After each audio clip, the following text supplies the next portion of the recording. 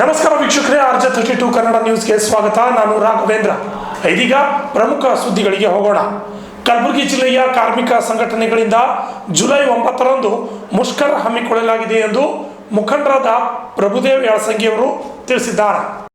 ನಗರದ ಪತ್ರಿಕಾ ಭವನದಲ್ಲಿ ನಡೆದ ಸುದ್ದಿಗೋಷ್ಠಿಯಲ್ಲಿ ಮಾತನಾಡಿದ ಅವರು, ಕಾರ್ಮಿಕರಿಗೆ ಆಗುತ್ತಿರುವ ಅನ್ಯಾಯದ ಬಗ್ಗೆ ಹೋರಾಟ ಮಾಡುತ್ತಿದ್ದೇವೆ. ಅಲ್ಲದೆ ರಾಜ್ಯ ಮತ್ತು ಕೇಂದ್ರ ಸರ್ಕಾರಗಳು ಕಾರ್ಮಿಕ ವಿರೋಧಿ ನೀತಿಗಳನ್ನು ಅನುಸರಿಸುತ್ತಿವೆ. ಇದರಿಂದ ನಿತ್ಯ ಕಾರ್ಮಿಕರು ಹಾಗೂ ಮಹಿಳಾ ಕಾರ್ಮಿಕರು ಪರದಾಟ ನಡೆಸಿದ್ದಾರೆ. ಅಲ್ಲದೆ ESI, PF ಮತ್ತು ಇನ್ನಿತರ ಸಮಸ್ಯೆಗಳು ಹೆಚ್ಚಾಗುತ್ತಿದ್ದು ಸರಿಯಾಗಿ ESI, PF ನೀಡುತ್ತಿಲ್ಲ ಎಂದು ಕಿಡಿಕಾರಿದ್ದಾರೆ. Bureau report, RJ32 Kannada news, Kalaburagi.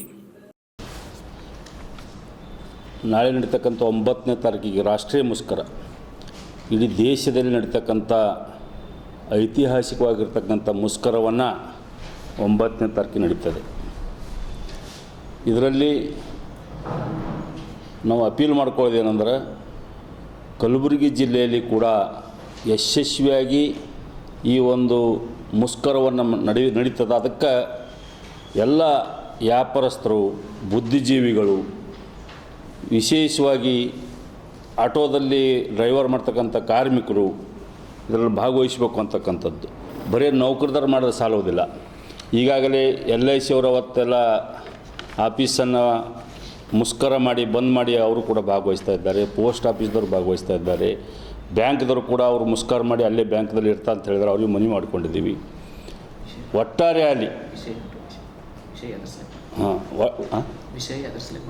ಒಟ್ಟಾರೆಯಾಗಿ ಇಡೀ ದೇಶದಲ್ಲೇ ನಡೀತಕ್ಕಂಥ ಮುಷ್ಕರ ಏನಪ್ಪ ಅಂತಂದ್ರೆ, ಕಾರ್ಮಿಕರಿಗಿರ್ತಕ್ಕಂಥ ಕಾನೂನುಗಳನ್ನು ಕೋಡ್ ಹೆಸರಿನ ಮೇಲೆ ತಿದ್ದುಪಡಿ ಮಾಡಿ ಕಾರ್ಮಿಕರನ್ನು ಗುಲಾಮಗಿರಿ ತಳ್ತಕ್ಕಂಥ ಕೇಂದ್ರ ಸರ್ಕಾರದ ಕಾರ್ಮಿಕ ವಿರೋಧಿ ನೀತಿಯನ್ನು ಧಿಕ್ಕರಿಸಿ ಮಾಲೀಕರ ಪರವಾಗಿರ್ತಕ್ಕಂಥ ಕಾನೂನುಗಳನ್ನು, ಮುಷ್ಕರ ಹಕ್ಕುಗಳನ್ನು ಕಸಿದುಕೊಳ್ತಕ್ಕಂಥದ್ದು, ಕಾರ್ಮಿಕ ಸಂಘಗಳನ್ನು ರಚನೆ ಮಾಡದೇ ಇರತಕ್ಕಂಥ ಪರಿಸ್ಥಿತಿಯನ್ನು ನಿರ್ಮಾಣ ಮಾಡಿರ್ತಕ್ಕಂಥ ಈ ಕಾರ್ಮಿಕ 4 ಸಂಹಿತೆ ಕೋಡ್ನಲ್ಲಿರ್ತಕ್ಕಂಥ ಇವೆಲ್ಲ ವಿಷಯಗಳನ್ನು ವಿರೋಧಿಸಿ, ಅದರ ಜೊತೆಗೆ ಕರ್ನಾಟಕದಲ್ಲಿ ಕೂಡ ರಾಜ್ಯ ಸರ್ಕಾರ ಕೂಡ ಹಲವಾರು ಕಾರ್ಮಿಕ ವಿರೋಧಿ ನೀತಿಗಳನ್ನು ಅದನ್ನು ಜಾರಿ ಮಾಡ್ತಾ ಇದೆ.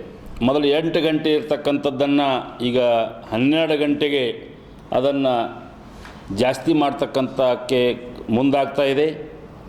ಮೊದಲು ಹೆಣ್ಣು ಮಕ್ಕಳಿಗೆ ಕೆಲವೊಂದು ಸುರಕ್ಷತೆ ಇಲ್ಲದೇ ಇರತಕ್ಕಂಥ ಸ್ಥಳ ಮತ್ತು ಕಂಪ್ನಿಯಲ್ಲಿ ಅವರಿಗೆ ಅವಕಾಶ ಇರಲಿಲ್ಲ. ಈಗ ಮುಕ್ತವಾಗಿರ್ತಕ್ಕಂಥ ಅವಕಾಶವನ್ನು ಕೊಟ್ಟಿದ್ದಾರೆ.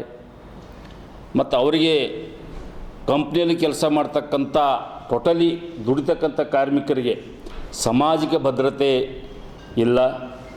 ಅವರಿಗೆ ಕನಿಷ್ಠ ವೇತನ ಇಲ್ಲ.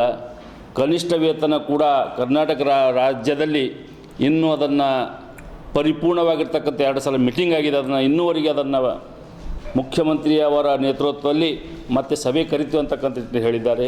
ಕನಿಷ್ಠ ವೇತನ ಜಾರಿ ಬಗ್ಗೆ ಅದು ಇನ್ನೂ ಮಾಡ್ತಾ ಇಲ್ಲ. ಇವೆಲ್ಲಗಳನ್ನು ಒಳಗೊಂಡು ಇಡೀ ದೇಶದಲ್ಲೇ ಈ ಒಂದು ಹೋರಾಟವನ್ನು ನಡೀತದೆ. ಈ ಕಲಬುರಗಿ ಜಿಲ್ಲೆಯಲ್ಲೂ ಕೂಡ ನಾವು ಮೊದಲ ಭಾಗವಾಗಿ ತಿಮ್ಮಾಪುರ ಸರ್ಕಾರದಲ್ಲಿ ನಾವೆಲ್ಲರೂ JCT ಎಲ್ಲ ಕಾರ್ಮಿಕ ವರ್ಗದ ಕಾರ್ಮಿಕರಲ್ಲಿ ಸೇರ್ತೀವಿ.